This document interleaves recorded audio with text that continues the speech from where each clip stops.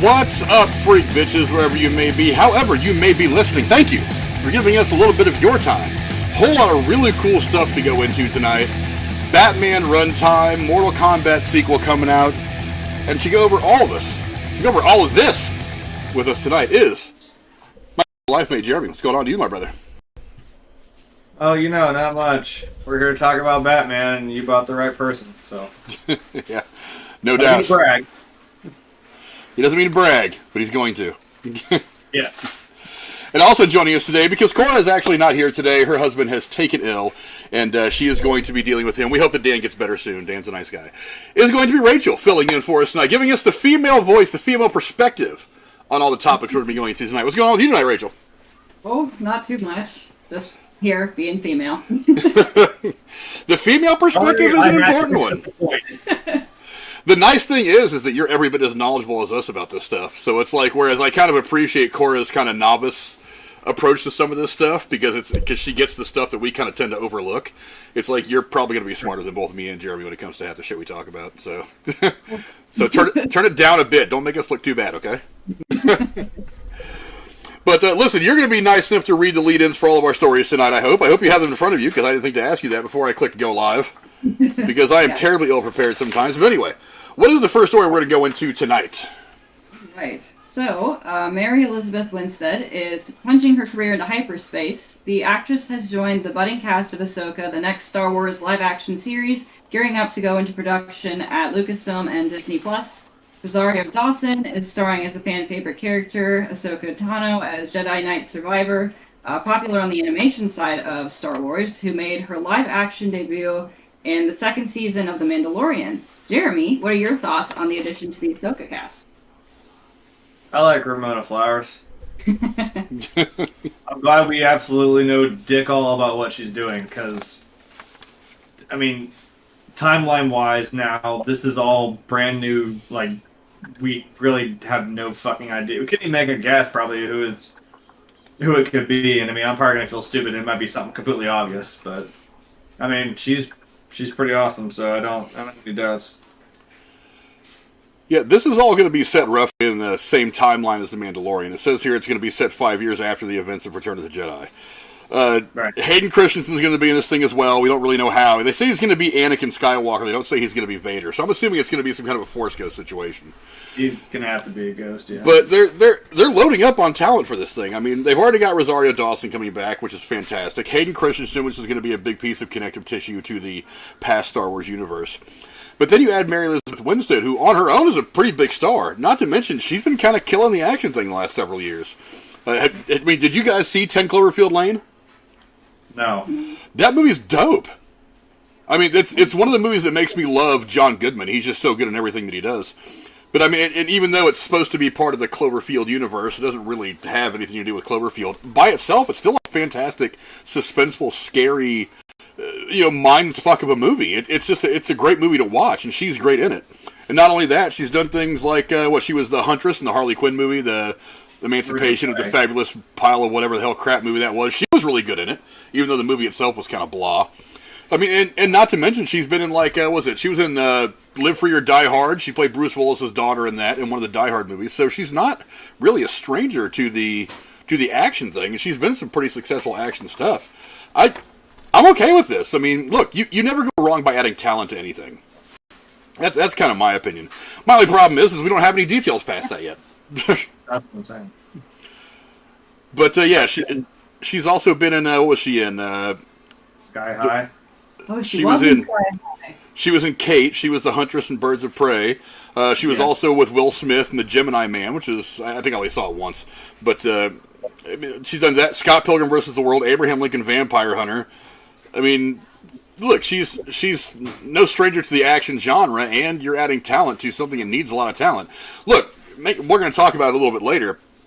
They're really going to have to hit a couple of home runs over there on Disney Plus for the Star Wars thing, because Boba Fett overall the Book of Boba Fett has not gotten the critical acclaim that I think they kind of thought it was going to get. And so I feel like they need to make sure that these next couple of outings are going to be spot on. Because it is kind of dividing fans of the series. So they want to make sure they do it right. Adding talent's never a bad thing. I'm kind of excited about her being involved in it. I'm just excited to be able to explore the world of Ahsoka Tano anyway. I think it's going to be fun. But, yeah, I mean, plot details and Winstead's character information are being kept hidden in a bunker under 10 Cloverfield Lane, the article says. Ha-ha. Funny ha-ha. Writer made it funny. But, yeah, you never go wrong by adding talent. She's definitely a talent. I mean, how excited are you guys to even see this thing? I mean, I'm excited to see it. I don't know much about the animated series, to be honest, but I think it'll be really interesting to see. Yeah, I never watched much of the Star Wars animated stuff either. I've always just been kind of a big fan of the episodic films. I've read a couple of the expanded universe stuff, but I mean, not enough to be well versed in any of it. I mean, most of my information comes from like Googling or going to the Cliff Notes or whatever it is for the books and all the other stuff, and just reading what other people say and kind of taking their word for it all. It's okay if you don't know now, because remember, Disney said, fuck you, it didn't happen. Yeah. You didn't say it happened, it didn't happen. I'm like, oh, yeah, and then you're going to pick and choose the good parts you want to claim now that you made, like the whole Boba Fett clawing his way out of the Sarlacc pit. I'm like, yeah, that was canon in Extended Universe, and you just went, nope. Now, hold on, now we're going to take this, and take this, and take credit for it. But it's none of my business. Yeah, continuity, schmontinuity. That's what they say. That's Fox's way of doing anything anyway. Maybe since they bought Fox, they've decided the same thing. They're like, who the hell needs continuity? Who the hell needs canon? Who the hell needs any of this stuff? We're just going to make it all as we go along. You all saw X-Men. Yeah. Fuck this show. All 27 of those movies that were all just individual movies that had no connection whatsoever except for the actors. Yeah, we'll just go ahead. It worked great for them for X-Men. We'll just go ahead and do it. Yeah, I'm pretty stoked about it. I mean, look, I really want to see Ahsoka anyway. I loved her character in The Mandalorian, and Rosario Dawson I think kills it in the role. I think she looks fantastic. I love the way they've put her out there just enough to make me curious, and I really dig that. So I want to see more about her. I've watched a few episodes of was she in Clone Wars? Yes. I think I've watched a few random episodes here and there, and I think her character's intriguing. One that you could definitely explore. One of the nice things about some of what they're doing in Lucasfilm with some of this Disney Plus stuff is they're going away from the Skywalkers. They're going away from the Republic and the Rebellion and the whatever, the Dark Order, and they're telling some of these other stories from around this vast universe of characters that are actually pretty deep. And I think this is a great way to continue doing that. I mean, The Mandalorian, we're getting a lot more backstory on Boba Fett through this series. I think it's really great that they go out there and do this stuff and just tell these really cool stories. And adding some talent is never a bad thing, and I think she's definitely talented. But, I don't know. What do you guys think? Go down in the comments below. Let us know. Are you guys excited that Mary Elizabeth Winstead is going to be joining Ahsoka? And hopefully soon we'll be getting some kind of details. I know the series is supposed to start filming sometime this spring in Los Angeles. So hopefully we're looking at a early 2023 kind of premiere. I'm okay with getting this in about a year, sometime next January or February. I'm excited. But let's move on to the next topic that we're talking about, Rachel. Alrighty. Buckle up. Matt Reeves' new The Batman movie runs 2 hours and 55 minutes. The hefty running time includes about 8 minutes of credits, insiders at Warner Brothers confirmed to The Hollywood Reporter last week. As such, it's the longest running time of any solo Batman pick and one of the longest for a theatrical superhero movie, behind the rival Marvel Avengers Endgame, which ran 3 hours and 1 minute on its way to becoming the #2 top-grossing film of all time at the global box office. Frank, what do you think of the runtime of The Batman?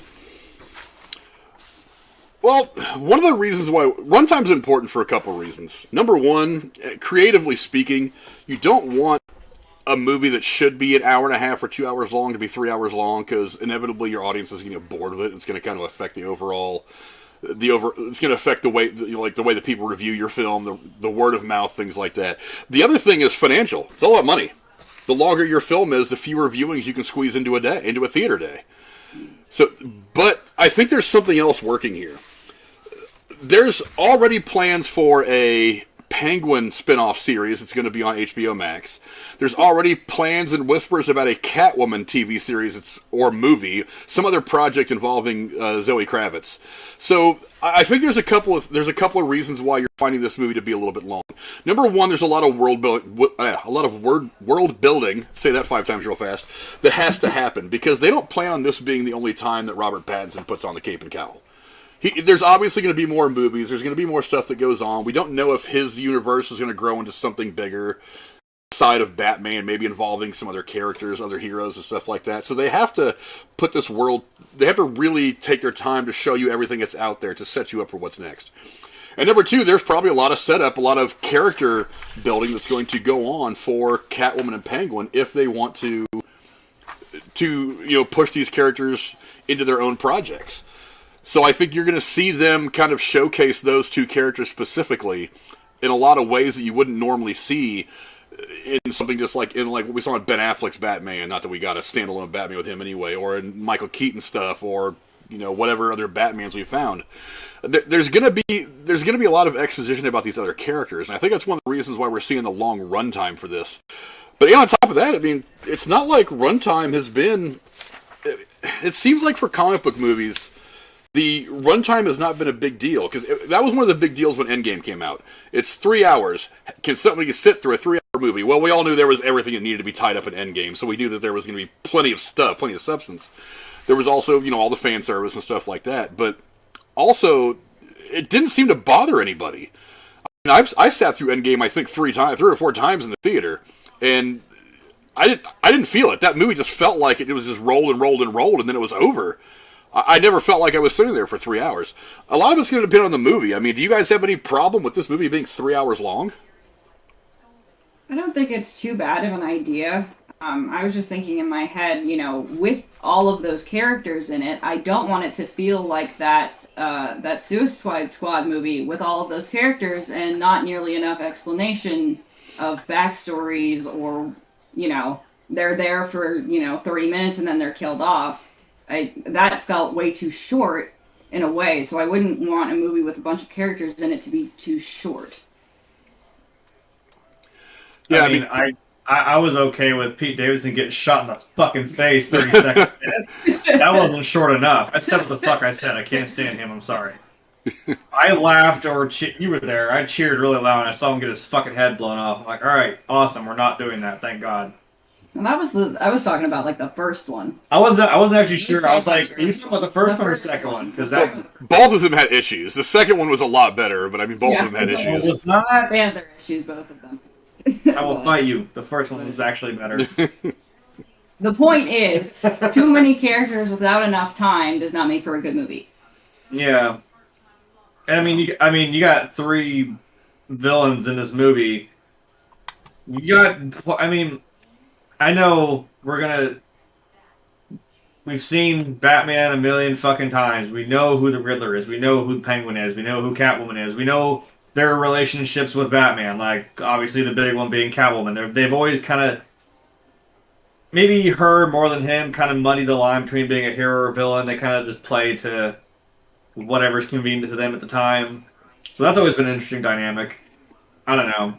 Riddler always seems to have this really central, egotistical thing about him that he just thinks he's better than Batman and everything like that. Penguin, I don't really know. A lot of little wind-up ducks and shit and whatever. I know it's the wrong movie, but shut up. I'm not mad about a 3-hour Batman movie. I know, again, I'm biased, but if this is a beginning, this is a setup for, obviously, because now it's not only reboots and remakes and whatever it's like, hey, we're gonna make this, and then every single fucking person in this all has to have their own spin-off series. Like, oh my god, now I'm gonna start getting pissed off that happens every time now. I swear, if I hear spin-off now, I'm just gonna fucking go apeshit. Sorry. But I'm happy about this. That's just because it's John Cena and it's just goofy as shit. Yes. Yeah. Frank, you watched it, right? Because I've steered away from it because I'm like, I don't care about you enough. Peacemaker? Maybe not personally John Cena. I'm seeing John Cena in his underwear. I'm over it. I'm over it. I mean, I know I can't see it, but there is a reason why there's a reason why I have not mentioned that show on this channel. It's all style and completely no substance. Yeah. I mean, hey, it's kind of like that thing called wrestling. I'll give them a lot of credit though. The last 2 episodes, they've managed to go 2 episodes now without showing John Cena in his tidy whities. Wow, and honestly, it got to the point where I was just like, it's like he's in his underwear talking to people, and I'm like, is the dialogue so bad that the only thing you can do is put his dick in a pair of pair of underoos and just walk in front of the camera all the time. I'm actually look. I didn't. A little off topic. I thought John Cena was one of the least interesting characters in the Suicide Squad. Yeah. I don't understand why they decided to make a TV show about his character when there were so many. I mean, Harley Quinn's got the animated thing, and I know they're doing plenty with Harley Quinn on the big screen that they don't probably don't want to put her on a show, on an episodic show. They want to save her for the movies. But I'm like, and they had look. I don't even think he's the most interesting character on his own show. I honestly don't. You could have went with Idris Elba, and I would have been happy. Yeah. His character would have been cool. Yeah, and they keep making these little jokes. He talks about how what does he say? Superman was gay or something like that. He's like, yeah, I totally know. I know for sure. They keep mentioning Superman and Batman and these bigger DC heroes because I feel like they know that he really can't carry this on his own. Like the show's a little weak. The story's okay. The dialogue's terrible, and they're just like, oh, we feel this episode's starting to drag. Okay, put him in his underwear. Or show the blonde girl in her bra and panties laying in bed. It's like, come on, dude. The only thing great about that show, and Jennifer just mentioned in the chat, is the opening sequence. It's fucking awesome. I usually skip through that shit when I'm getting ready to watch the episode. I'll actually sit through and watch every opening of that show because it's so fun to watch, the whole dance number. But but look, I mean, I've said it about Avatar. Avatar is wildly overrated. That movie's like 75 hours long. If you would have made that movie about 2 hours long instead of 3, and cut some of it out and kind of streamlined it a little bit, I think that would have been a much better movie, despite the fact that I get annoyed that it's basically Cameron throwing his environmental opinion in my face. I think it would have been a much better movie if you'd have trimmed some of the fat out of that, but it's just so long. Well, no, you were talking about like not having enough showtimes. So I'm like, oh, but what about that thing called Avatar that was in theaters for a fucking year? 11 months. Yeah. Almost an entire calendar year. Like, that's rare, though. Well, yeah, you got to remember, though, one of the big differences between Avatar and every movie coming out now is Avatar was out in theaters for 11 months without, the plague of plagues rolling around the planet. Yeah. So, while we're all kind of amazed that Spider-Man No Way Home has put up the numbers that it has, I certainly didn't think it was going to put up these kind of numbers. I mean, I think Spider-Man No Way Home is now the 6th highest grossing film ever now, which is pretty wild to think that anybody could hit the top 10 considering everything going on in the world. But it's like, I mean, you have to kind of manage expectations right now with some of the stuff going on. A lot of people are still kind of afraid, especially the casual moviegoers, are still kind of afraid to go out and kind of put themselves in a position where they feel like they may end up getting a virus and getting sick. So I feel like that's going to suppress things a little bit too. But honestly, I mean, it's Batman. It's Robert Pattinson. You got a guy that, look, for those of you who don't know, Robert Pattinson's a good fucking actor. Yes. I mean, have you seen, like, The Lighthouse and Water for Elephants and shit like that? That guy can throw it. I mean, that guy brings his game. He's a damn... I mean, forget the whole Twilight boy, glowy, crinkly skin, whatever the hell that was. Forget that nonsense. We all got to get our start somewhere, right? I mean, you may as well get your start doing something that's going to make a lot of money and get you a lot of visibility. But, I mean, getting killed by Voldemort. Yeah, yeah. That was my first introduction to him. Was not Twilight. Hey, it was him getting whacked by Voldemort. Yeah, but I saw before that shit. Yeah, but because he doesn't even like Twilight himself. No, he doesn't like it either. Like, I don't understand how people continually hate on him for being in Twilight. He got his bag and he got out. What's the problem? It's the same. He's still cashing checks from that movie. I'm not gonna argue with that guy one bit. But, I mean, he can act. The guy's damn good. And I really think this is going to be a really interesting portrayal. 3 hours? I mean, like I said, I'm cautiously optimistic, but I have a little bit of confidence in this because of some of the plans that I've heard that they have moving forward past this. The other TV shows with the Penguin, Dude, Zoe Kravitz as Catwoman, a lot of people are already really, really high on her. Because she's been in a couple of things, too, where she's done really, really well. Yeah. And putting some really complex characters together and having them exist in this complex world, that sounds like a lot of fun if you're going to do it right. And DC's been doing better lately. I'm still waiting for them to really dig their toes in and push forward and maybe make a real attempt to try to catch up with all the kick-ass that Marvel's doing right now.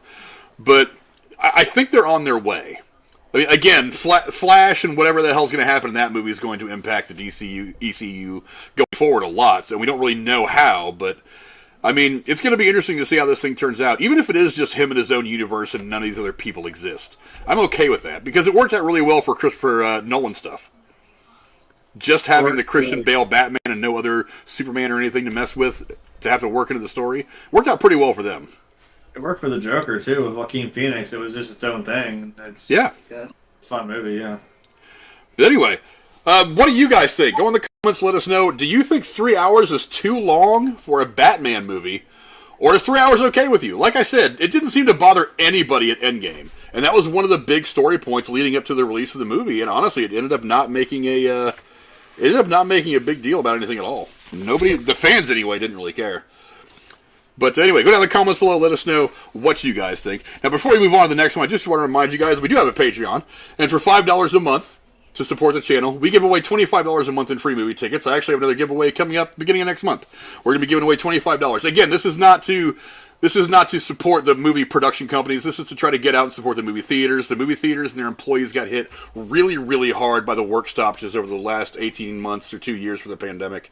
So we really want to get out there and start supporting the theaters again, supporting all those people that help give you the great theater experience that we all love. So support us on Patreon for $5 a month, and we give you a chance to go to the movie theaters. $25 a month in free movie tickets every month. Go see whatever movie you want, whatever theater you want, doesn't matter. Just support the channel. We'd really appreciate it if you did. What's the next story we're going to be talking about tonight, Miss Rachel? Alrighty, so turning to the legal side of entertainment, 2 fans have filed a consumer protection class action lawsuit alleging what is, in terms, deceptive and misleading advertising for Universal's 2019 movie Yesterday. Connor Wolf and Peter Michael Rosa contended that, based on the trailers for Yesterday that they watched on Amazon.com, they each spent approximately $3.99 to watch the film, but did not get what they paid for. Actress Ana de Armas was featured as a supporting character in the trailer, but was cut from the film in the ending stage by the production team. Jeremy, do you think they have a case, or is this just a frivolous lawsuit? Well, this is America. Fair. Yeah, if I may lead in with that. Where I was gonna go with this is, I mean, they film things for trailers either differently. They may run a line different. They may show a different, because with today's fucking internet and the technology, it's a little harder to probably hide things in the entertainment world. So they're not going to obviously show you everything. They're not going to, as me and Frank, we've said they don't leak anything anymore. So, that's a whole lot of shit. Just throw that out the window. But it's not anything that's too different than, not as a contrast as this. Because again, they don't want to just give everything away, and they'll show something that's not, I think they did that for, the Five Nights at Freddy's game. We just They did do that in the Five Nights at Freddy's game trailer. The trailer has voice actors that aren't in the game. It has content that's not in the game. It has a storyline that isn't in the game. It's a trailer for a completely different game. Yeah, actually, so now to think about it, it happens. I guess, but I think the point, as I'm saying, they did that. I mean, they even did that with Walking Dead, when the whole thing with Negan, they want to keep that a secret. Who did he kill? And, because we watch stuff about, this guy was on set, this guy wasn't on set, this one, So they filmed every single person getting killed by the bat so that no one would ever, it's, you do things like that to keep things under wrap. And they cleverly use all that footage anyway, they didn't let it go to waste in the episode. But having an actor that's just literally there and then not at all, it's if you like that person, you want to go see him, see how they... right now, if you tell me Mary Elizabeth Winstead's in this Ahsoka shit and I don't see her, I'm gonna be a little pissed off. I'm not gonna go and sue them, maybe just because I don't really care or have enough money to do that, but I don't know. That feels like you're getting cheated out of it a little bit. It's not like a little line is tweaked. When Doctor Strange said, hey, you need to Scooby-Doo this crap, and he's like, no, Scooby-Doo this shit! I'm like, alright, dude. He was sitting in a different spot in the little house, too, so I'm like, okay, whatever. You want to blow your whole wad. I get it. I just feel like it's kind of petty. This is America. Yes. With that being said, I think it's kind of petty. Just, I could see if you went to a movie theater, you spent the full price of a ticket on a Friday night, and an actor that was portrayed to be in this movie was not in this movie. They've got the commercials on TV, they've got the promotional posters, and that actor or actress isn't in the movie at all. Yeah, I could see that as being a reason to sue, but you paid $4 for this movie. True. $4. I can go get like a meal from McDonald's for that. Yeah, like if you told me Robert Downey Jr. is in this next Marvel movie and he wasn't then there. It's not. Yeah, that's fair. I mean, I'd be like, what the fuck, man? Yeah, that's fair to sue for that. I just don't think that this is a big enough scale of, deception to warrant suing. I'm just more curious as to what, why, Well, why what would you them to feel so strongly? No, I mean for the people that made the movie and the trailers, I'm like, Jesus, man, we make fun of you for continuity because it's just a little goofy shit. But I'm like, you completely forgot to take somebody out of the trailers. You already made it and put it out there, and then just completely forgot when you put the movie out. Right. Damn. Well, think like this. A lot of times, the movie trailers, especially the first trailer that comes out for a movie, will come out before principal photography is finished. I mean, we can get the first trailer for any MCU film a year ahead of time, which is ridiculous. But they'll put teasers out that far ahead just to start the marketing. Now, in that time, they may decide that a certain character isn't working, or maybe this actor isn't working, or whatever, and that can fundamentally change the look of the movie. Now, this poses an interesting question: what is a trailer really lying if it shows you something if it shows you a person that's not in the movie as opposed to a storyline? Jeremy, go back to what was it? Was it Batman vs Superman or Justice League? One of those movies had that one girl who was supposed to be in the movie, and they completely cut her part. I forget her damn name. You know what I'm talking about, though, right? No. Was she? I almost asked. Was she a character in the movie? No shit. I mean, what was she like? No. The difference between that, the difference is that she was never in the advertising for the movie. I mean, she wasn't a main role. She was a non-superhero character. Damn it! What the hell's the girl's name? I'm gonna have to look up this girl's name real quick because I'm gonna drive myself nuts not being able to remember. I know she was in one of the. She was one of the girls in the Hunger Games. What the hell was it? You're talking about? Well, probably not Jennifer Lawrence. No, not Jennifer Lawrence. She was when they did the all-star version of Hunger Games. She was the one girl. Why am I drawing a blank on her damn name? I didn't watch the Hunger Games. Ah, nice. Yeah, that's one we both know. Wow. But anyway, she was supposed to be. That actress had a pretty significant part in one of the movies. I think it was Mockingjay. I'm not 100% sure. Let me go to that one. I think that was the one that she was in. I know as soon as I see her name, it's going to all make sense and I'm going to be mad at myself for not remembering. Let me see. Not Marsha. Not Natalie Dormer. Jenna Malone. That's the girl's name. Jenna Malone was actually supposed to play a part. I forget what part she was supposed to play, but she actually had a part in. I think it was Batman vs Superman. They got completely cut, and a lot of people were kind of pissed off about that. Now, again, she wasn't using any of the marketing, so I don't know if that makes it different. But I mean, this is something that's not unheard of in movie trailers. I mean, think about when what was it? Infinity War. All the marketing for Infinity War, that one scene where it shows everybody running towards the camera in the Wakandan forest, the trailer showed the Hulk, but the Hulk isn't actually in the movie. In the movie, that scene actually shows Banner in the Hulkbuster armor. Is that lying? Because the Hulk is only in that movie for the first few minutes. He gets his ass beat by Thanos. We don't really see him again. Well, that's what I'm saying though. You're talking about things that happen, like you said, storylines. It's not like I said, if you would have shown me that shit for Infinity War or Endgame, and like I said, and you just didn't have Chris Evans or Robert Downey Jr. or any of them just not in the movie at all, you'd be like, what the fuck, bro? Hello? That's true. It's like you said that girl's name, and I'm just like, who the fuck? I'm like, you say Anna de Armas, I'm like, oh, I know who that is. She's pretty big as an actress, so I mean, I don't know. I'm more just kind of curious as to why, because then I don't know. I mean, I know that thing I thought about just now is I'm like, well, remember they did a lot of photography for Back to the Future with Eric Stoltz, and then they changed a few months in. and then had to redo all that shit with Michael J. Fox. I'm like, no, I know that I don't know if they had stuff out that showed him. There are stills and stuff of like Eric Stoltz instead of Michael J. Fox. But I mean, I remember the trailer for that movie. It's it's just Michael J. Fox, and he's opening up the DeLorean, and when the woman says like, "How far are you going?" He's like, "About 30 years." Puts his shades down, takes off. Like, yeah, but that's when you're pretty well, you know what you're going to do. You're not filming a movie. You don't have instant cassettes like in Spaceballs, where you're in the middle of the movie, making a movie. You already know what it's going to look like. You know what I mean? We're at now. That's my favorite scene in the entire movie. But here's my question though: is do you really get that bent when somebody who is a supporting actor ends up...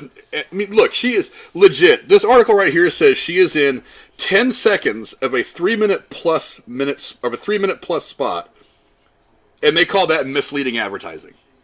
She's in 10 seconds of a 3-minute movie trailer. But you're showing her nonetheless, and then you're just not at all. So I don't know. And then to top it off... Dumb, but not enough to sue somebody over, I don't think. I'd just be asking more questions than trying to get money out of it. Looking at this again, they watched the trailer on, the trailer for the movie that was already out on Amazon. Why wouldn't they just choose a different trailer? I mean, movies make different trailers for movies. Why wouldn't they just show one that didn't have an actor who wasn't in the movie in it? Because who the hell thinks you're going to get sued over a movie trailer? I mean, you would obviously make that some kind of a decision like that for the main film, which might have some legalities. With a movie trailer, who the hell? I mean, look, you watch a movie trailer for 3 minutes, and most trailers that aren't for Marvel or Star Wars or one of those big tentpole things, most people just kind of forget the little details anyway. They just think, oh, that's a cute movie. I'll watch it when it comes out. For those of you who don't know, this movie yesterday came out. I never had a chance to watch it. I really liked the idea of the story. The idea of the story is there's this guy played by, what's his name? I'm drawing a blank on his name. Oh, hell, I forget. I lost where it was in here, too. But he's a fledgling songwriter and musician who gets hit by a bus, and when he wakes up in a world that does not know the Beatles. Oh, that's what that was. And so he starts playing these Beatles songs, and everybody's like, "Oh my God, there's such great songs! How did you write those songs?" And he's just playing Beatles songs, but nobody knows who the Beatles are. The Beatles have been forgotten in all the world. So he ends up becoming a giant rock star just playing Beatles songs. And the scene that's in question is that he goes to a talk show in Los Angeles, and Ana de Armas plays a movie star who he's on a talk show with, and he develops some kind of relationship with, some kind of an attraction, but he's got his girlfriend, who played by Lily James, that he becomes kind of an antagonist love interest to that. But when they did the screenings and everything for that before its release, it didn't test very well. People didn't like the fact that she was taking this guy's attention away from his girlfriend. So they cut her from the movie. And from a production standpoint, they were like, well, if that many people don't like it, we're going to take it out of the movie because we don't want people to not like the movie for this. And that's a common practice in almost every film, especially big ones. They screen test these movies for a group somewhere in LA. They get 10, 20 people together. They invite them to the studio to watch some random movie. It ends up being this movie, and they'll ask you afterwards, and they'll have a bunch of people sitting in chairs in the front, director, producers, studio executives, saying, what did you not like about the movie? What did you like? Okay, you didn't like this scene. What did you not like about it? They try to use that information to craft the movie the way that they think most people are going to like it. That's going to get good support. People didn't like the fact that her character was trying to fuck this guy. And so they were like, well, we're going to go ahead and take it out because a lot of people don't like it. So, and that's what this is the picture of her from No Time to Die. She is the girl that James Bond meets when he's in Cuba or some shit like that. That's Ana de Armas, for those of you who don't know. She just broke up with Ben Affleck too. If you guys follow that kind of thing in Hollywood. But I mean, it's not like you can't see her in a bunch of other movies. I mean, she's a big up and coming name. She's got a lot of stuff. So it's like, do you really feel like you got cheated out of $3.99 because her part in this movie, which probably wasn't all that significant to begin with, gets cut? It's really, really silly to me. She was also in Knives Out, which was a good fucking movie. She was in Knives Out, yes. There's a sequel coming. I'm like, man, that's kind of where I really noticed her. I was like, that's a big fucking movie. And I was like, damn.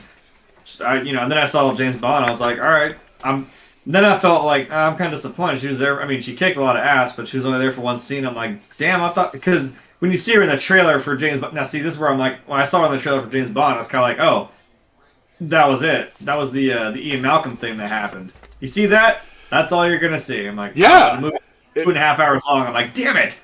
And Look, really, you got yeah, Rob. the only Ian Malcolm you see in the movie is the stuff that you saw in the trailers. He's just not that significant a part of the movie. Did anybody see for that? No. Well, my other thing is, I'm like, well, wait a minute. Did no one put this out? You would think there'd be a story about like they'd put out like, oh yeah, Anna de Armas was in this movie, but then we cut her role.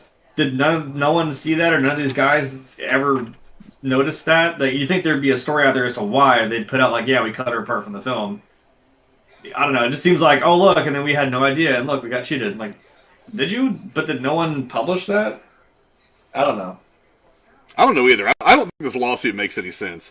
I think this is a couple of butthurt fans that, I mean, I don't ever buy a ticket to a movie or rent a movie or Amazon or whatever just to see an actor. There are actors that I like, and there's a lot of actors that I don't like, and I'll still go see their movie because the movie itself is interesting to me. I don't really understand why you would throw a fit about this. It's just so damn stupid. Well, we threw a fit about a cup of coffee spilled in somebody's lap. And Now wait, she got third-degree burns. Yeah, from that. that was different. They actually proved how. Yeah, Injured. It wasn't- She was injured. It wasn't as big of a fucking thing as it became, or It became a big thing because everybody thought it was kind of a joke, but she was seriously injured. Well, no, I That's don't why mean it that. happened like that. Like, damn, I understand. That wasn't a stupid reason to sue. No, but I'm saying the whole story about it, the whole mythos of it that became, chill. It wasn't like Right. what it was. Yes, coffee hot. This is cold, but shut up.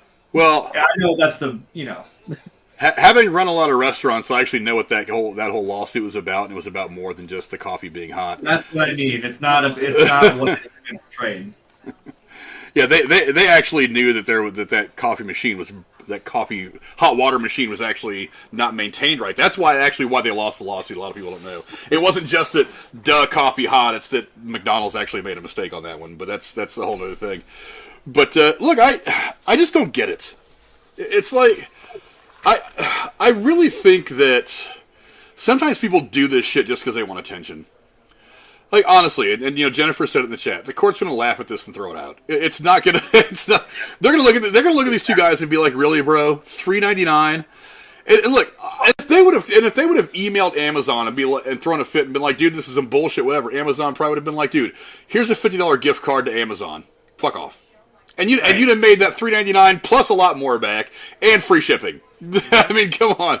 Why do you need to be like this? They're not going to win this case. Also, you're really gonna try and sue Amazon? I mean, have fun with that. Yeah, good luck. You want to go? You want to go sue Disney next week? Like, Yeah. You want to do this? Come on. I want to sue someone who's got 75 lawyers on staff per state. Right. not total, per state. Per state. But this petty. But that's what I'm saying. Is it's not. It's good luck, but I mean, I don't know if you don't have enough of a justification to even remotely start to, again, go after someone like Amazon or Disney. No, you have to have some seriously fucked up shit. Now they got enough money to throw around, yes, but I don't know. This is dumb. They gotta be bored. They I gotta know. be real bored. One of the interesting questions, though, what if they win? Then I'm. This is America. It's All the way around. but the thing is that this is the kind of rule. Now, I don't think they're going to win. I don't think this is going to go very far at all. But because this is America and anything can happen here in America, let's say for a moment that they catch some judge who's 25, 30, 40% stupid and actually gives them the win. This fundamentally changes how you make movie trailers across the industry now. It's like Marvel. Okay, do it. Because let's be honest, one of the reasons why you saw Hulk in that trailer and not Banner Hulkbuster suit is because you're trying to avoid spoilers. And it's not uncommon for during the production of a film to shoot scenes for the trailer specifically that aren't going to be in the film in the theatrical cut itself. Yeah. So that might change if these guys win, they won't. That might fundamentally change if they can even do that because look, Marvel doesn't want to put spoilers in their trailers. I mean, we went through this just recently with No Way Home. I mean, that shot of Tom Holland coming down on the head of the of the Statue of Liberty. That's not the shot that we got in the theatrical film. The theatrical film, we got the shot with the other two Spider-Men right behind him. But you can't put the shot in the trailer because that's a giant fucking spoiler that you don't want to give away. Is that going to open Marvel or Disney up to a lawsuit now if they decide they don't want to put a big spoiler in a trailer? Well, just like when they edited out the other two Spider-Man in that thing, I'm like, is that lying to us? I feel like they're like, oh, they're not there. I'm like, we know they're fucking there. Yeah. Between, taking something out of the trailer that's actually in the movie, ooh, surprise, there's something else, as opposed to, this is in the movie. No, it's not. Yeah, I was going to say, now, it is a different thing. To be fair, that is different, yes. But legally speaking, how is that distinction going to be made now, if these guys actually win? That's my question. Warning labels on fucking everything. Yeah, no. Stop suing for stupid shit, people. Just, why? This is why I support tort reform. I'm all for government, but goddamn, please stop. Yeah, this is why I support tort reform. Not to go into a political thing, but this is why I want to stop frivolous lawsuits. Because shit like this is a waste of time.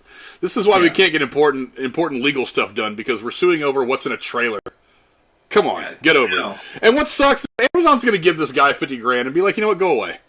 Yeah. We've got $50,000. Jeff Bezos keeps that stuffed under his pillow. They don't give a shit. They're going to give this guy $50,000 to walk away, and they're going to pay this guy for the stupid actions that he's making. And he knows it. He's still going to get money out of this. Yeah. Well, I think that's probably most of the point of this. It's like we're going to make some noise. We're going to get a couple of news articles written about us. Amazon's going to be like, "Here's $50,000, go away," and we're going to walk away from this $50,000 richer. They don't really want 300. I don't even know if there's like a number on this lawsuit, like whatever millions of dollars. I don't even think there's a number put on it. They spent $399. I don't even know. I haven't read a number that's attached to this lawsuit. And they can make that $50,000 back, just breathing in the next 2 seconds. So it doesn't. Yeah. But the hell of it all is, like I said, this isn't the first time this has happened. Do you remember the Star Trek Axner debacle that happened several years ago? I don't know if you guys remember this or not. YouTube has become the home of many creative and innovative fan-made spin-off series over the years. Everything from Star Wars, Lord of the Rings, getting the DIY treatment as time has gone by. But in Star Trek Axner, I know I'm saying that wrong. Alec Peters and Axner Productions seem to have had their sights set on completely breaking the fan-made mold. This is the one where they actually made a Star Trek movie and put it on YouTube, and Paramount went after them to get it pulled down and to get any profit they made from this thing. Yeah, that was what was it? Was it 2014 or 16? I don't know. That was a long time ago. It was one of the first times this happened. Also, Warner Brothers has dealt with this before on Suicide Squad. Let's see. The overall tone sold to the fans of the eye-catching trailer seemed to suggest an initially dark and dramatic tale of the villain-stuffed squad, but what ultimately came their way was a jarring mismatch of genres and visions that made for a largely lopsided DCEU entry. However, another notable piece of false advertising manifested itself in Jared Leto's Joker being all over the marketing and numerous trailers pumped online to drum up excitement for the upcoming ensemble flick.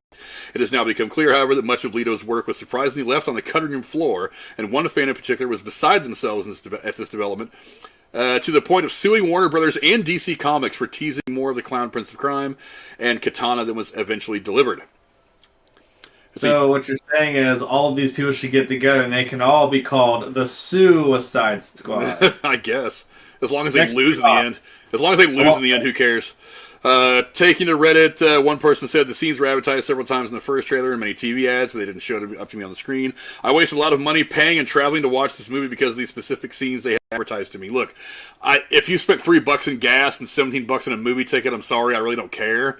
It's not like you didn't fly from New York to LA to see this movie, so stop.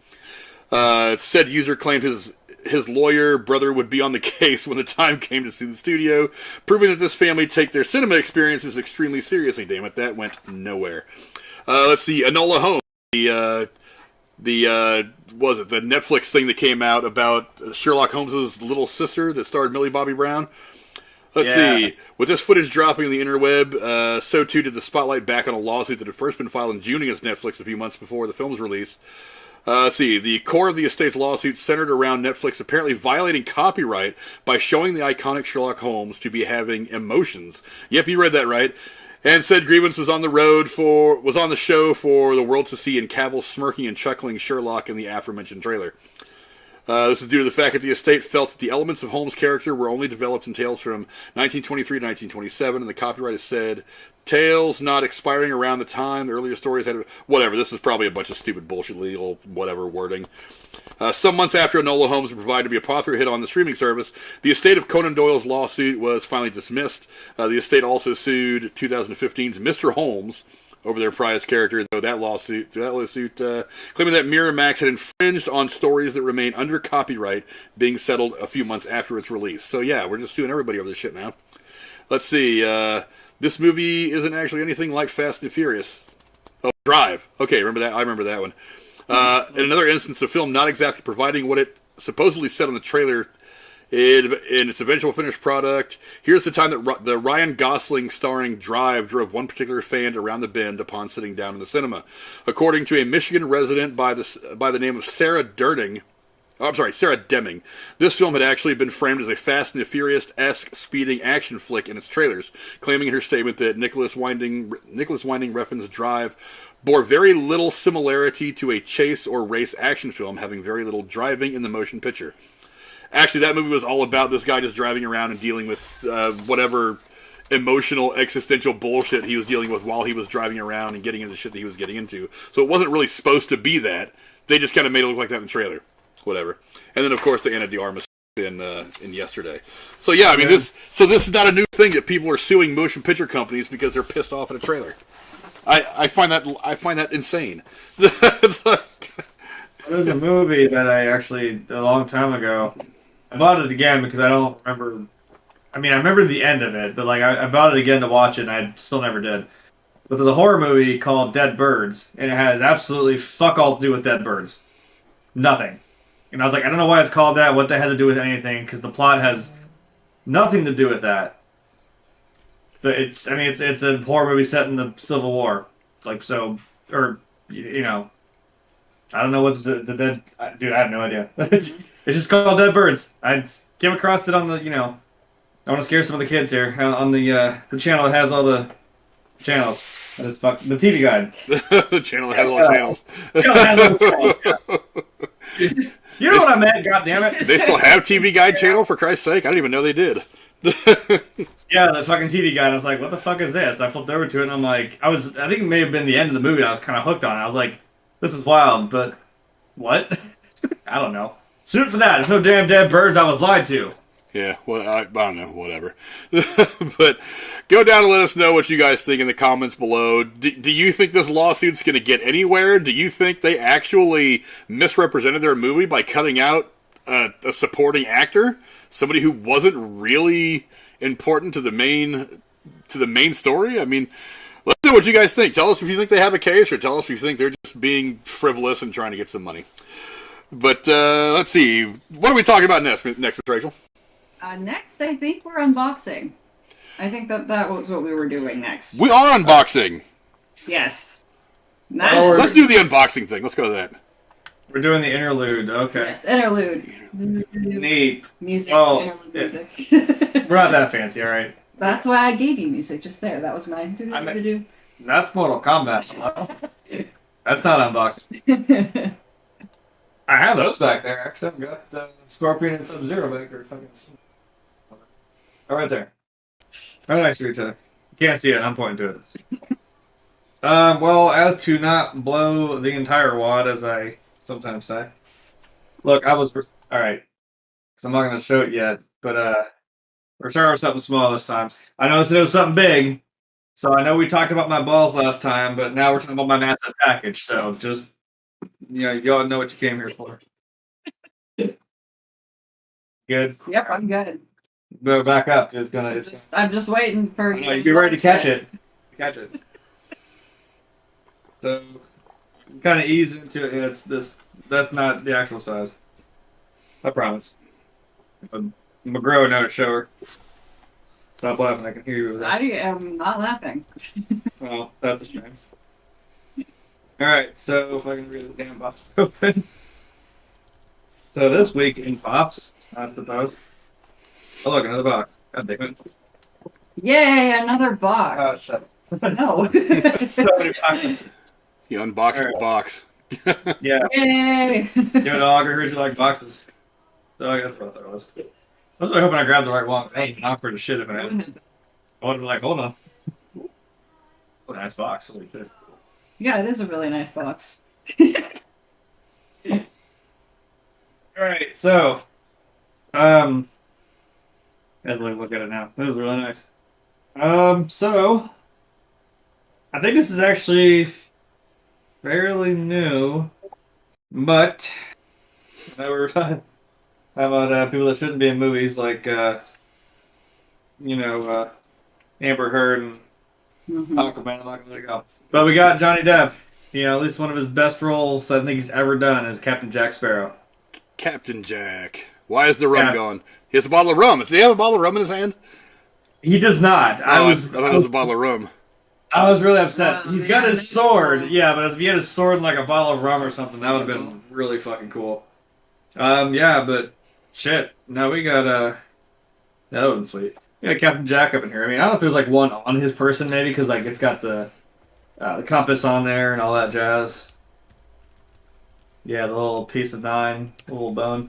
Yeah, so pirates. We got pirates in here. I have no idea where to put that in. You're gonna need some new shelf space pretty soon. Do what? You're gonna need some new shelf space pretty soon. Yeah, this whole room just needs to be a shelf. Like, I just need to have like a thing running around the entire fucking. It's bad. Anyway, now I don't know how to. Yeah, this is gonna be okay. I don't know how to do this. We And here's gotta the move around here. put it on the chair. Here's the big drum roll. Give me a second. All right. All right. So this. Are you gonna put it on the chair? I'm gonna put it somewhere, man. I don't know fucking clue. Oh Lord. Okay. So we have. Fucker. I wasn't kidding about my big package. This is the whole frame. So if you can actually, I don't know if you can see. There's your hint. Why is the thing spinning? Why is the rum going? It says Lego on there. Here's your hint. It's massive. I hope your address is on that. Well, I have things that. Why did the thing freeze? No, but it's just. Oh. It's still going. It's just catching it. My computer's been real laggy since I've been in Windows. Yeah, I don't want anybody's missing. Stream's still up. Though. Stream's still up. Okay. Ooh, hello. That's it. Yeah. No. Careful, don't hurt your package. Yeah. Sometimes you sit on it, it just doesn't. All right, so this is the. Yeah, this thing's massive. So, cut into this. It's like I already know what it is. However, if you have like sound effects, you get a drum roll. Thank you. I know it says don't cut with a razor, but like I don't know how else to open this. Your mind. Yeah, right. I know I said it's Star Wars. I'm not gonna open it with my fucking mind. I wish I could. Oh, I'm glad it literally fit as snugly into this box. I thought they would at least give me a little bit of wiggle room. Motherfucker. Guess what? It's another box, everyone. Well, yes, because now you get to see what it actually is. It's a box in a box in a box. We're gonna make a fort with it later. It's gonna be great. Oh, about to. Actually. It's a good fort box. No. You know what we could use this for? You could use this for your cosplay. Okay. I got ideas. I know, there's my waist. Okay. I don't know what to do. I don't know what to do with my hand. In this fucking reveal. God damn it. Right here. If I pick it up. Oh, good thing there's a video, because if it's just audio, this would be really awkward. Here. Pull the tabs. No, on the big box. Yeah. No, down toward me. And I'm gonna go out. Okay, with it. I got you. I've got my hands over it. It's not down there. Oh. Yeah, there it goes. Okay. Okay, there we go. now I can reveal it. Oh, God, my knee hurts. Ow. Ow. Damn. As a big boy.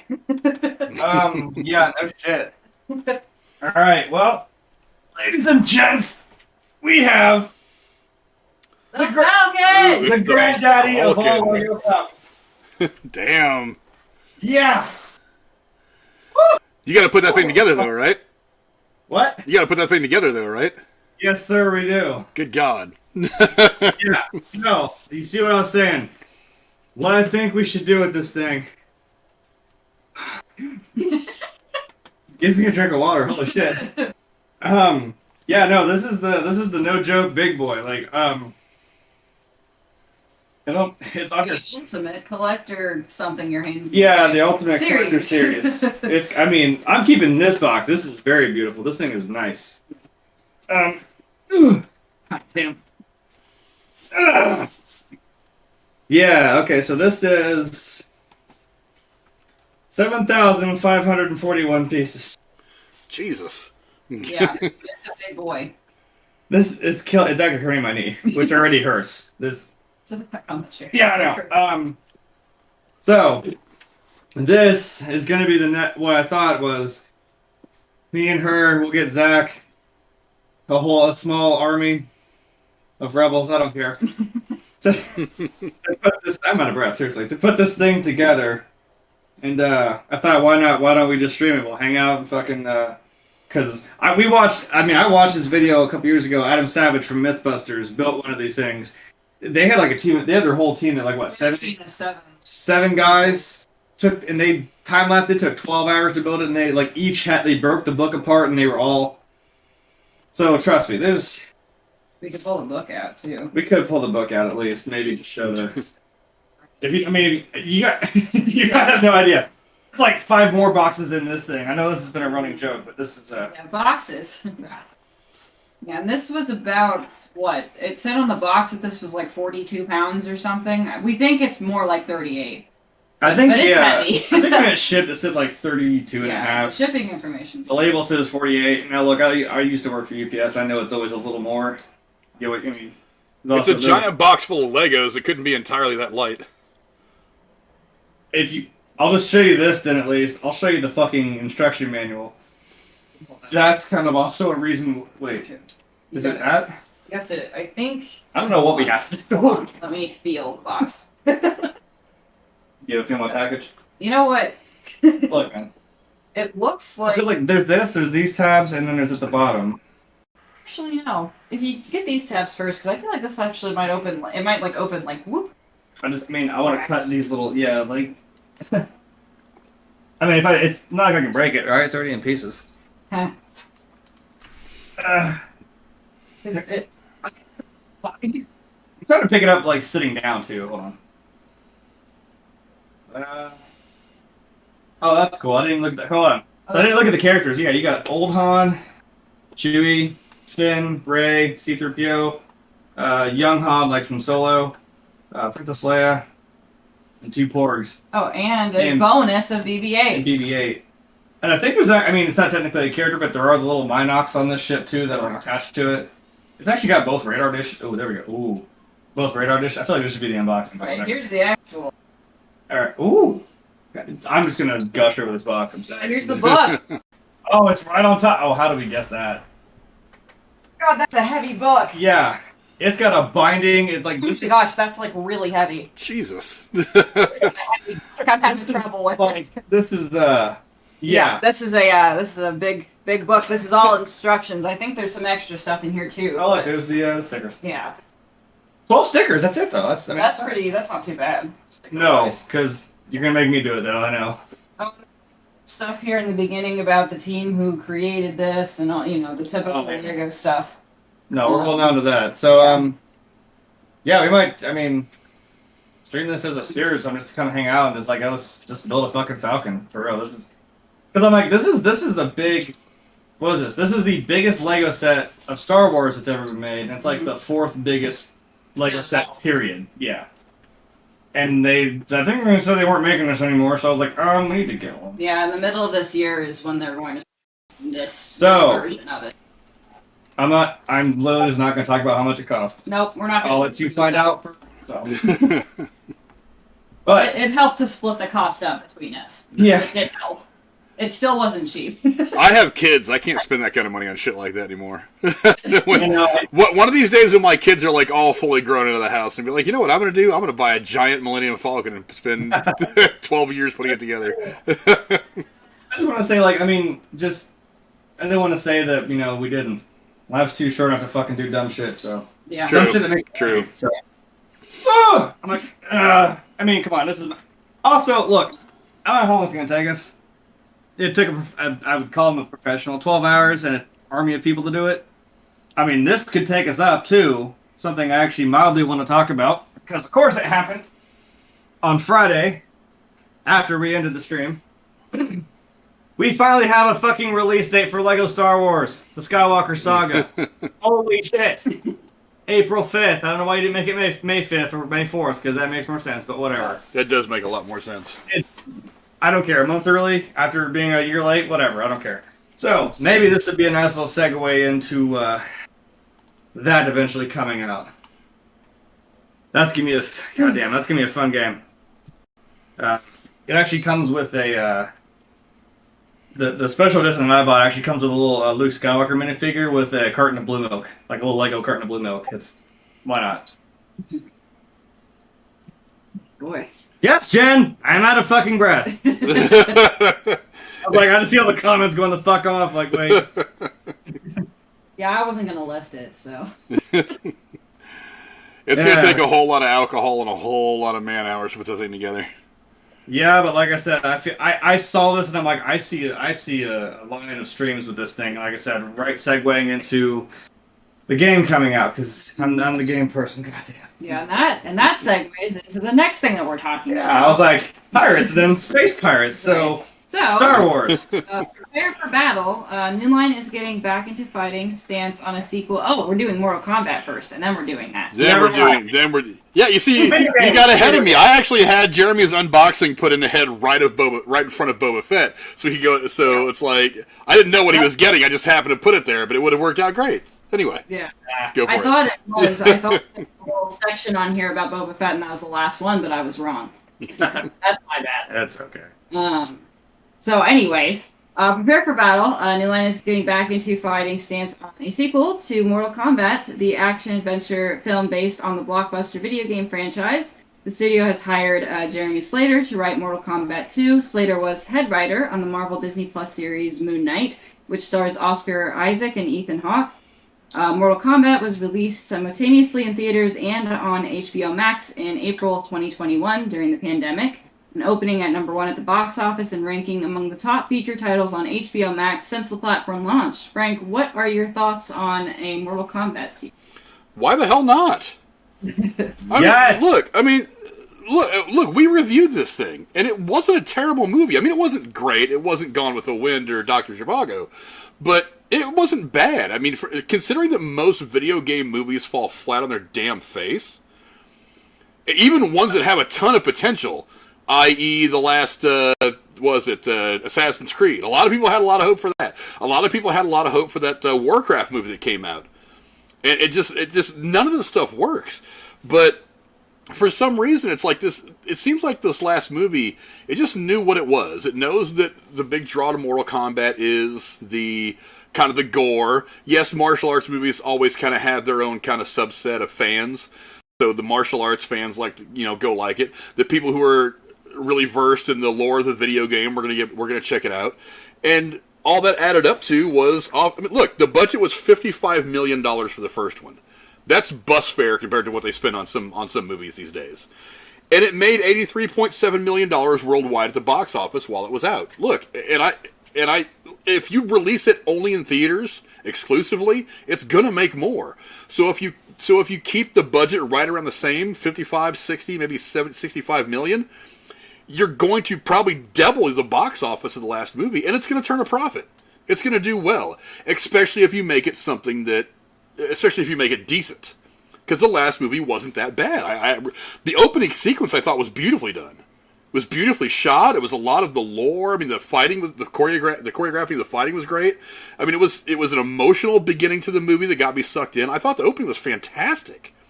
So this franchise has a lot of promise. You just got to not get to the point where you want to spend $250 million making one of these things, and it can make money. It can be decent. Hey, look, I know the critics smash it. It's only got a 54% rating on Rotten Tomato, which makes it not fresh, the little green splotch. But, hey, it's got an 86% fan rating, and that's not nothing. That means 86% of people liked the movie, had a positive view of it. Why not give it another go and then see what happens by releasing it theatrically only? I don't know. What do you guys think? I liked the first one. I'd like to see the next one. I mean, I enjoy Mortal Kombat, so I think it'll probably be pretty good. I liked watching the first one. Like you said, that opening scene really sucks you in, for sure. It was a really, dramatic and high-feeling scene. It's very like Crouching Tiger, Hidden Dragon. It was very smooth and beautifully shot. I mean, like the camera angles, the way the camera moved, I thought it was beautifully done. And it's like, even if you don't know, like yeah, whatever. I take my mom to movies, and you should too. All of you out there.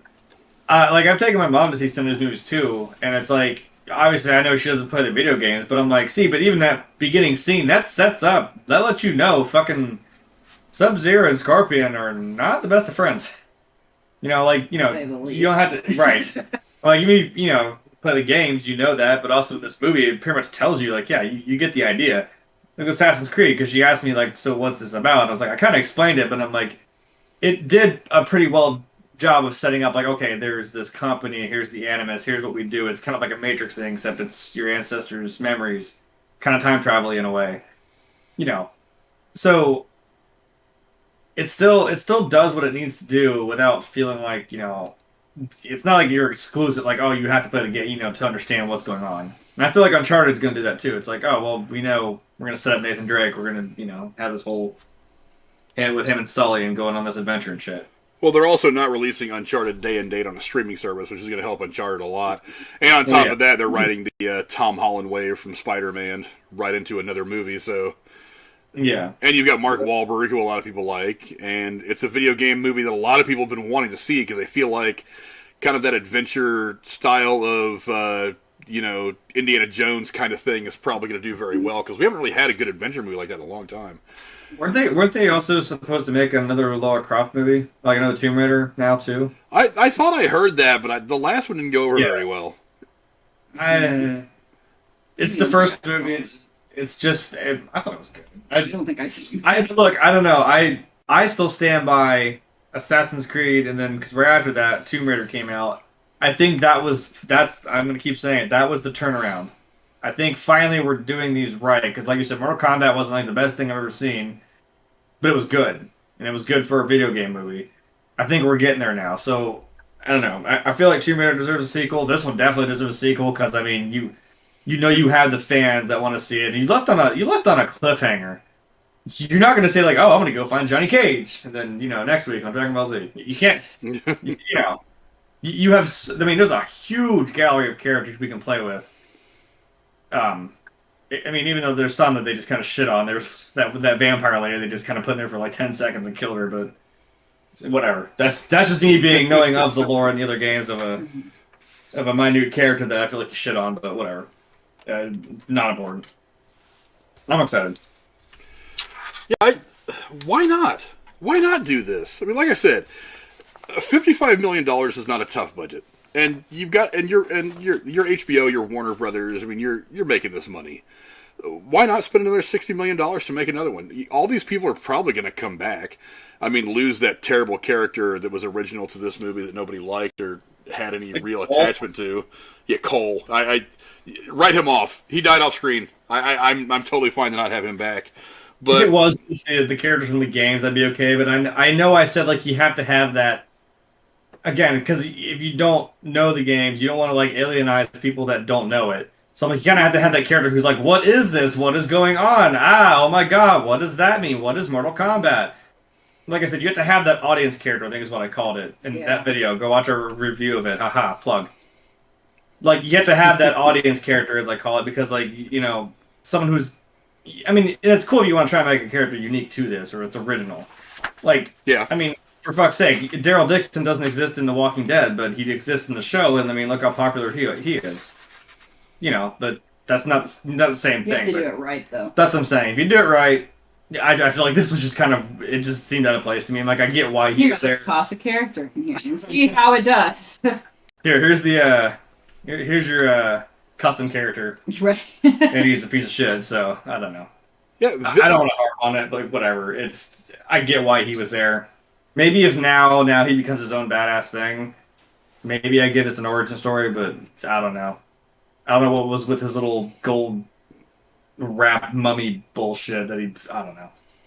You didn't have to make him related to Scorpion to make me care. I'm like, look, I just wanted to see Scorpion come back, goddammit. I wanted to hear him say the thing. And he did, but... Get over here. Yeah. Oh, man. I lost my shit a little bit on that. So as soon as he threw the thing out, then I'm like, oh, is he going to do it? And then, yeah, come here.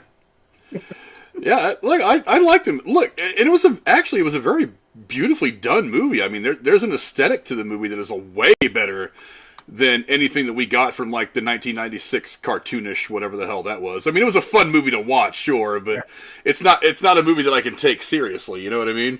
They're not supposed to. But this movie is a decent martial arts flick that just happens to be based on a video game, and the performances were pretty good. Again, I didn't really give a shit about that Cole character, but the rest of it was all interesting enough to where I'm like, okay, I'm ready. And then to top it off, we were bitching about there's the Mortal Kombat, the original. But and then to top it off, this is 1 and 2. This is Mortal Kombat Annihilation. Nice. Yeah, the only two that actually matter. That's why they're in a pack together. Yeah. Yeah. But I mean, it's like, and we never even actually got to the tournament itself in the first movie. So it would be nice to actually get to the Mortal Kombat tournament to see exactly, if the Earth realm was going to survive, and not lose their 10th straight whatever to get taken over by the Outer Worlds. Look, I'm down. Let's bring it on. I mean, just don't fuck it up by releasing it day and date. I really hope that by the time this movie comes out, they're going to be over that shit. And you can't blame the pandemic for this shit for that long. Eventually, you have to get smart and say to yourself, you know what? These movies, while maybe not Oscar winners or anything, they're getting killed by this day and date thing. We're just going to go ahead and put it out in theaters. Especially now that the theatrical window is getting shorter. Instead of like 90 days, it's down to like 40. So it's like, go ahead and put it out in the theaters, and then after 40 days or 45 days or however long you want to wait, put it on the streaming services, let them have it. Because I mean, most of the people that were watching were people. Look, I don't know a single person that went and got HBOMax and subscribes to it just to watch this movie. So you can't tell me that the people were flocking to HBOMax, to your streaming service, to watch this movie, especially when so many of their critics were kind of shitting on it. You know what I mean? Well, I was gonna say, I mean, we did. I thought about it a second. I think I did a good comparison, but I mean, Frank, you know what I'm talking about. I mean, we moved away from this, I guess, era of having, like, loot crates in video games. And we're kind of like, okay, that's a bad fucking idea. Let's stop doing that. It's a terrible idea. It's dumb. It doesn't work. And because, there's a threshold to where I'm like, well, call it what you want, but it is gambling. But I'm like, you just kind of don't care, and you don't really care to put any money into it. And it's just like, why are we doing this? And then, so maybe that's what I'm saying is like, maybe we'll eventually move away from like, this is dumb and we should stop doing this because we're not making money out of it like you should be, and it's just hurting it more than helping. So like, I'm glad we moved away from like loot crate systems and shit like that because oh look, we got more. Oh, thanks. Yeah, I already deleted. You deleted that Russian. He's like, yes. Yeah. If you Russians want to do anything to help me out, get me elected president.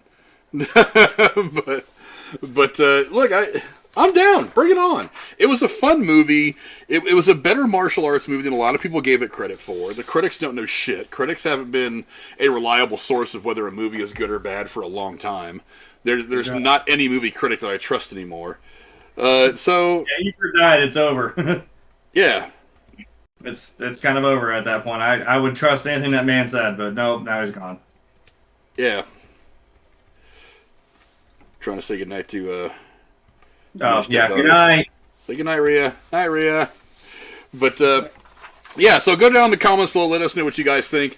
Are you stoked for the possibility of a second Mortal Kombat, especially since they've actually got the Moon Knight writers, and Moon Knight is already, people are really excited for Moon Knight, and from the first trailer we saw, it looks good.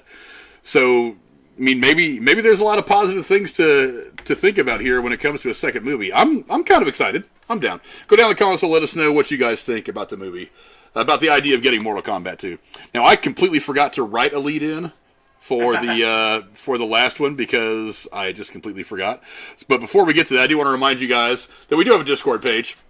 there, the talk can just go on all night. You guys can share the links to other YouTubers you want. Just go on. I'll put random stories in there, links to different videos and stuff. You guys can go on there and just check out the Discord and keep the movie talk going all the time, even when we're not live. I'm trying to get more active in Discord, even though a lot of times I forget. But go there, talk movies all the time. Me, Jeremy, all the people that talk movies on this channel are in there all the time. Now, I guess I'll have to make one up for this next one, seeing as how I forgot to write it out. The Book of Boba Fett dropped episode 5 yesterday, and oddly enough, it was probably the best episode of the Book of Boba Fett yet, and did not have Boba Fett in it. This episode seemed to concentrate on part of the journey of the Mandalorian, Din Djarin, and his learning how to use the dark saber. Jeremy, Rachel, you guys saw the episode just like I did. What are your guys' thoughts on the Book of Mandalorian / Boba Fett? Well, I'm so glad that I get to be on this show, and I've not seen The Mandalorian. I'm like, but now you have seen now The Mandalorian. I've seen The Mandalorian. So, what do you think? I can just say I'm excited to see the child in the next one. Yeah, we're about to... Because I can't wait to see him in that cute little armor. Like, if you just made him a little, like... I'm excited about that. I mean, it's a feminine thing to be excited about, but... No, I'm excited. I'm excited! He's a chainmail, like, hell yeah. Armor. Like, shit. Feminine my ass. I'm all about seeing it. I'm all about seeing the kid again. But, exactly! I mean, what was this episode supposed to really do? It's really weird. I know you want to... Well, we already have established, though. Like, we've already connected these two characters. Like, see, this is the funny thing is... I mean, I've seen both, but, like, when you watch The Mandalorian, it's its own thing. We have this new character of The Mandalorian. And then, like, you see someone you do know. You see Boba Fett come in. You're like, oh, shit. And then they were, for a minute they were there. And then, I mean, like I said, you didn't see this, but, like, he, went to Jabba's palace. And we're like, oh, that's where we're at now. Now this is like, now you're watching, oh, here's Boba Fett. And it's like, oh, look, this guy, The Mandalorian came in. And you're like, what? Like, yeah, it's a whole ass backwards thing. But if that didn't get you peaked enough I mean, trust me, that's like that. I could have told you, if you had told me this wasn't in Book of Boba Fett, I would have totally believed this is an episode of The Mandalorian, which I don't know why we didn't just leave that there. Yeah, I feel like we literally stepped out of the show that we were watching into a different one. Well, because the last 3 seconds, here's Fennec Shan, hey, Boba Fett, need your help, cool? Yeah, you down? I'm like, we know that they exist together, Jesus. I mean, he went back to Tatooine, and I'm like, oh, okay, so this... Well, I saw him flip that saber on, I'm like, oh, okay, so this is right after... We know we're getting a season 3, so I'm like, maybe he would have just saved this for season 3 and maybe just hinted at Mando being there at the end to help them out, because I called it. She said, money buys muscle if you know where to find it, and then there's that little theme. I was like, oh, it's happening. It's happening. Here he comes. But I wasn't expecting a whole fucking episode, like... Well, when I saw the episode open, obviously Mandalorian's doing his bounty hunter thing. And I'm like, okay, after he drops the head on the guy's table, he's probably going to walk out and he's going to run into Fennec Shan. And she's going to be like, hey, Boba Fett needs your help. You want to make some money, whatever. They're going to have a little conversation. Maybe he'll play hard to get. She'll have to convince him a little bit. And then we're going to find our way back to his little hideout. And they're going to have some conversations. And there's going to be some dialogue about all that. And then, no. And then he goes down to meet what's her name? The character, I forget the character's name. Yeah, and they have the conversation about the Beskar spear and all that. Oh, and I was like, "What's that?" The armorer. The armorer. I didn't know if the armorer had like a real name. I think it's specific name. But it's just like, and it just kept going and kept going. The whole thing with him trying to learn how to use the dark saber. I'm like, I was like, exactly when does Boba Fett kind of roll in there and be like, "Hey, I need your help"? And then just on and on and on in the episode, and then I was like, and then it got to the point where they were building his new ship, and I was like, why is this happening now? I was like, that would have been a great like first episode for the season 3 of The Mandalorian, but why is this episode 5 of Book of Boba Fett out of 6 episodes? Well, there's so much shit we still need to go into. What is narratively why? It makes no sense to me. It's either gonna be long or it's gonna be fucking packed with shit. I'm thinking now, I'm like, you have to know then that you're having a season 2 or something, because there's no way in hell we're gonna end this. You can't pack all of that into the. There's no fucking way. Like you said, I mean, you could have just made this like Fennec Shand approaches him and is like, "Hey, we're gonna take you go see I almost said Jabba, Boba Fett, and hey, you see this Rancor I've been training, and check that shit out. We're gonna go fight some people. There's a war coming." And I'm like, "All right, cool. Next episode, we're gonna go get into a fight." Cool. Now, if you would have taken the other 98% of this fucking episode, which was, I mean, look, I'm not saying like if this is just what it is. I love seeing Mandalorian. I love seeing that Darksaber. I freaked the fuck out. I knew exactly what that ship was. I'm like, that's a fucking Naboo starfighter from the first episode, which gives me a when, where, why, and how did you get this thing? Do I really care because it's fucking cool? Also, you're gonna make the little the little fucking armor for Grogu. I mean, like, and you're setting that up because like, oh, I'm gonna go see a little friend. I'm like, yay! Yeah, when season 3? The droid. Too. The droid I was talking about? No, I meant in the back of the ship. Oh, right. Because I'm like, there is a droid port on that ship. As we know, there's an R2 unit that goes right behind the pilot. And I'm like, that looks like I mean, she took it out, right? Because there's no use for it. I'm like, but that's still a hole in the ship. Just I'm like, oh my god. And his little head is just sitting there, because it looked like a glass dome, too. He's just going to sit there like this, like... He's going to sit there, like, playing with the little knob that was on the Razor Crest. He's just going to be sitting there floating with it and shit. You can have like a little lightsaber that's just like, I don't know. Now, I feel like that just blew a whole wad that you don't want to. I mean, I'm not opposed to more Mando, but like, maybe within his own season. Yeah, like, was that supposed to be season 3, or are you just trying to save Boba Fett? Because for this, he hasn't had. I love Boba Fett, but I'm like, there's we're not too much doing enough. There's been too much flashback, True. and then an entire episode that's not about him at all. It's like, what is this about? Why are we calling it the Book of Boba Fett when there's hardly any Boba Fett in this book? As we said last time, it's the pamphlet of Boba Fett. Right. Right. Is this false advertising? Can I sue? Can we sue them? Right. Let's sue Disney. I just said it. Fuck you, Disney. Exactly. But hey, Fennec Shand was in the episode for the last like 3 minutes, so so technically she's in the show. So. Yeah, look. And I mean, yeah, I was excited because, you know, of course, when he goes up to the guy that he's trying to get the bounty from, I'm like, is he going to say a thing? Is he going to say a thing? And he's like, I could bring you in warm. I'm like, oh, you going to do it? I could bring you in cold. I was like, all right, sweet. Yeah, but how dope is that Darksaber, though? Look, I love the Darksaber, man. But again, just save it. I don't know. That is one of the coolest things in the lore of Star Wars, I will admit, because it is a lot more important than any other. I mean, either weapon or saber or whatever you want to. Yeah, that's the shot I was talking about. I was so glad. That's a sweet fucking shot. And just flipping that bitch on. I was gonna fight that other Mandalorian. Well, look, despite the fact that the Book of Boba Fett had an entire episode that had absolutely nothing to do with the Book of Boba Fett. This was a pretty badass episode. I mean, like I said, it would have been a killer first episode of Season 3 of The Mandalorian. I don't know why the hell they dropped it here.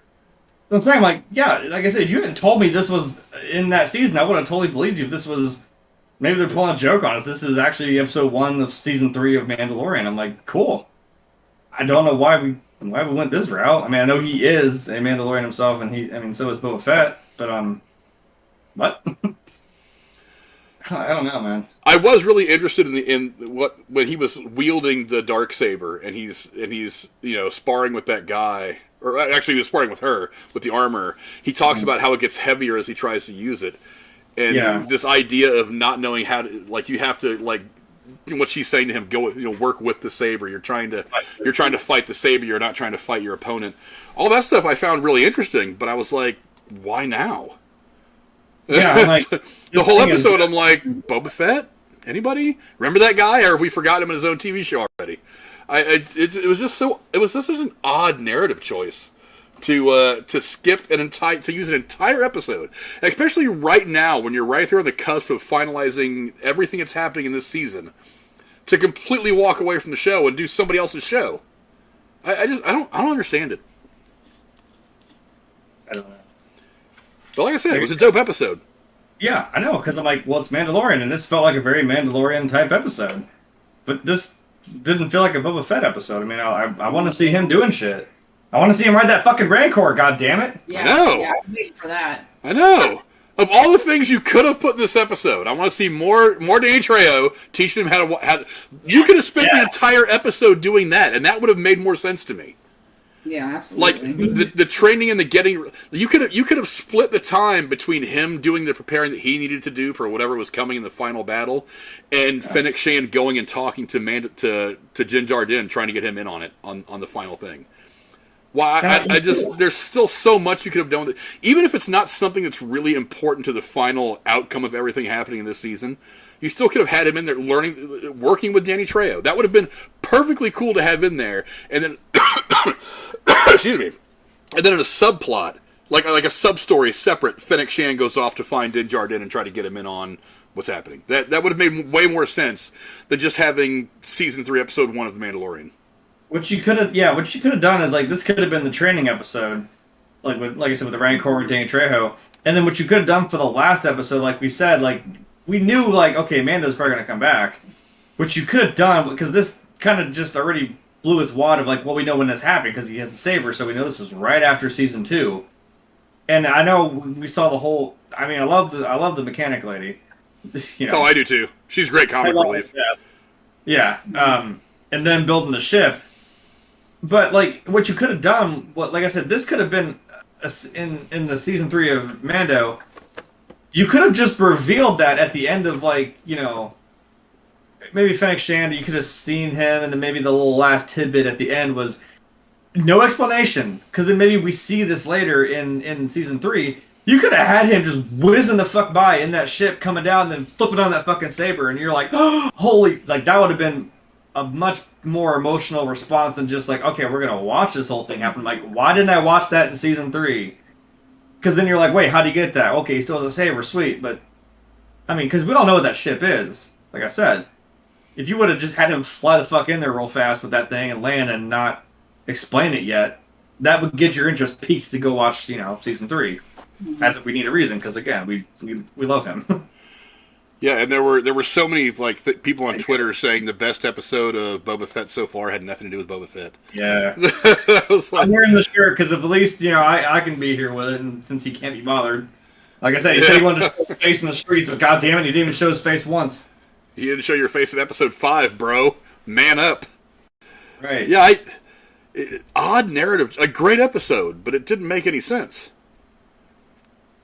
I don't understand. Do you think that this last episode is going to be longer than the rest of them now? Because I think the longest episode so far has only been like 40 or 42 minutes.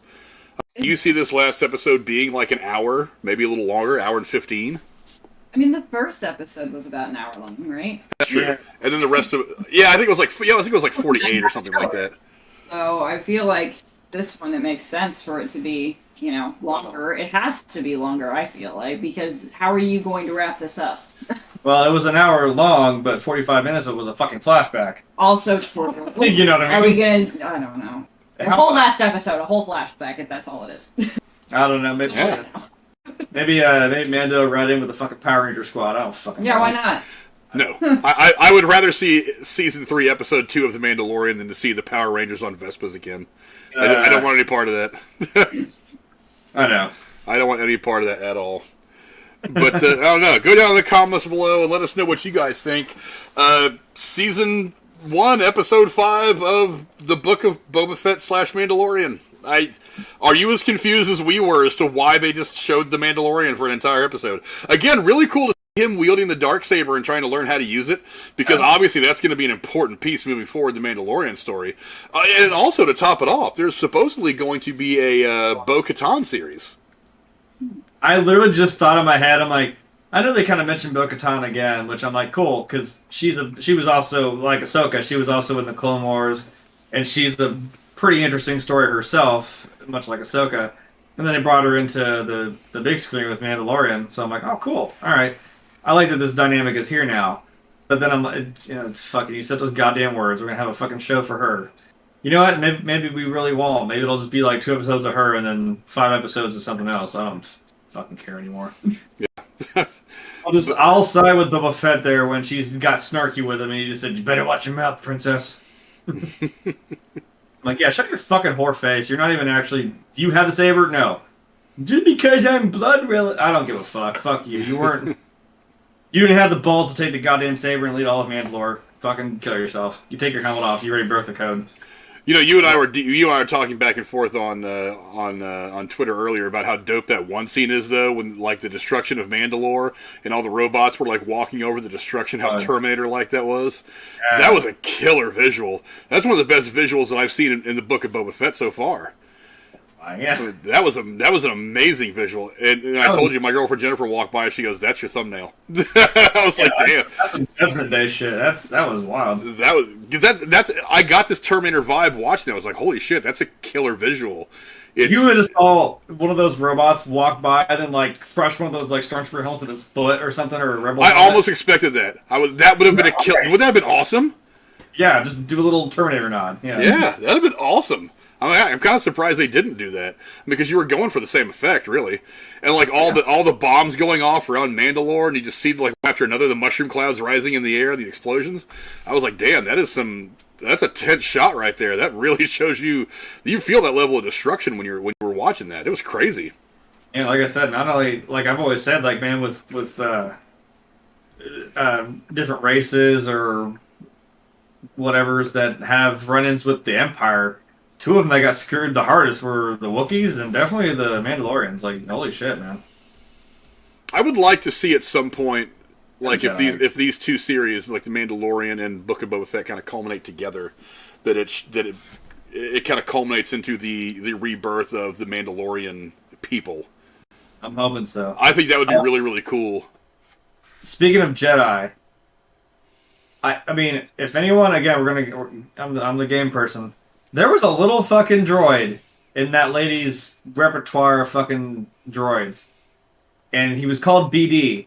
The little white guy with his little legs and his little head. Now, if anyone's played Jedi Fallen Order, the video game, that's literally your little droid companion that like sits on your shoulder. The Jedi that you play as, that's his little droid. Really?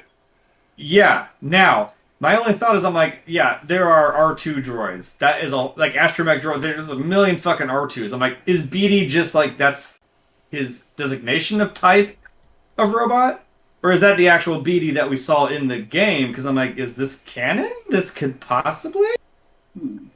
I mean, you do literally have. I mean, the guy who plays him in the video game is the guy who played the Joker in Gotham. So I'm like, you literally have the actual actor. I'm like, you could throw him in there and be that character. And be that Jedi. Now the thing is, that takes place between episodes 3 and 4. It's after the Jedi Purge, and you find out he is still a Jedi, and he did survive. And he kind of gets back into the fold. And that's why I said because they mentioned the Night Sisters of Dathomir in the show, which are also, you go there and find one in the game. And like, this is after Return of the Jedi. I'm like, there's some time there where you can explain, like, well, maybe how did BD get there? And also, I'm kind of still wondering how you got that Naboo Starfighter. That's all in episode 1, but, some people have been talking about it. I'm like, that little droid, that could be Easter egg. I don't know. Could be. If you bring him to the screen, I mean, like I said, he's just literally modeled after that actor. It's just him, so you couldn't get in. I also thought it looked like a miniature version of one of the Imperial Walkers from Return of the Jedi. Yeah, he does. I always thought he kind of reminded me of a little mini version of those too. Yeah. Only without the guns. That'd be a killer way to kill somebody. A little robot just kind of walks on 2 feet. It's like beep, beep, beep, blam, blows you in half with some laser blast.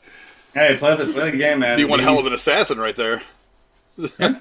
Really unassuming. You're just like, hey, little robot, bam, done. But hey, before we wrap this up, a little unboxing of my own. Jennifer was kind enough to bring me Zombie Iron Man to add to the collection. Oh, nice. Nice. So now there's more pop figures. You want to talk about... Oh, wait. Fuck, I'm just... Yeah, basically, this was Pit My Starfighter. Pit My Starfighter, damn right. Yeah, fucking... Well, that's why I put it back there on the quote board. It's like, yesterday, trailers were such an easy thing to make. I like that. I even wrote the music notes around it and everything, too. So you would hopefully sing it to the tune of yesterday. But, yeah, it's crazy stuff going on today, folks. Lawsuits, Batman's 3 hours long. We're getting a second Mortal Kombat for reasons that, whatever. I'm game for it. But that seems like a good enough place to wrap everything up. Before we get out of here, Jeremy, where can the folks at home find you? You can always come abuse me on Twitter. You can follow me. I don't give a shit. I may or may not talk to you. I know it's better to do. You can come watch me suck at games on Twitch that I don't use, but I might use. You don't know. I don't know. Like I said, I got a lot of streaming to do. Got this fucking thing, so you see me doing that. You can always find me on here, so this might be streamed on here, streamed on Facebook, streamed on your fucking MySpace account. I don't fucking know. We should all just go back to MySpace. The hell with Facebook. MySpace was so much better. It's a simpler time, man. Everybody was so much cooler on MySpace. Hey, that was the thing I was going to do with these pop figures. I'm going to make a top 8. Because if you know exactly what I'm talking about, there's going to be a top 8 specifically for them. I'm still working that out. Mine are all hanging up there behind the Niner flag right now. Niners are still in the playoffs for reasons that I cannot possibly understand, cannot possibly explain, so I'm leaving my Niner flag up. I don't want to fuck with it. I don't want to mess with the juju. It's all the good luck that emanates from my Niner flag hanging in the background is what's getting them through the playoffs right now. Right. But, Rachel, where can the folks at home find you on the internet? What kind of stuff are you getting into? Not much. You can find me on Twitter at SheWroteLove99. I occasionally tweet things. I retweet a lot of things. That's about it. Otherwise, we find me on stream with him eventually when we start building this monster of a creation. I'll be around, so. And you did graciously agree to help me play Lego Star Wars. Yes, so that'll be coming up soon when that comes out also. So there'll be a lot of Lego and a lot of Star Wars, so. Be a good time. Yeah. As for me, you're going to find me later on tonight, actually, here in just a little bit. I'll be going over my picks for last week in the NFL playoffs. I split them. I got the NFC all wrong and the AFC all right. We'll go into those games as well as giving you my picks for the conference title games. And you can find me here every Thursday talking movies with these two clowns. Lady Cora is probably going to be back next week. Again, we hope that her husband is doing well. He's getting over his illness. Thank you again, Rachel, for filling in for Cora tonight. You are wonderful to have on the channel. We need to have you on here more. You and Cora are two wonderful women that we have on here to make us all look better, and just you guys just bring so much positivity and awesomeness to the show. We really like having you guys around. And don't forget, you can find me on Sundays on the Derail News and Podcast. Link in the description of his channel, a bunch of other really cool channels in the description below. Go check those guys out. I need to redo my description stuff. I want to get some more of the movie people that I've gotten to know over the last couple of years in there, so you can spread those guys out a little bit. American Werewolf from New Jersey, the movie Oracle, some people like that I've kind of been going back and forth with on Twitter and watching their videos. Need to get some more of them in there, so you guys can go check them out as well. And until then, we'll be back next week with a whole bunch of movie news that some of you may care about, most of you may not care about. We're going to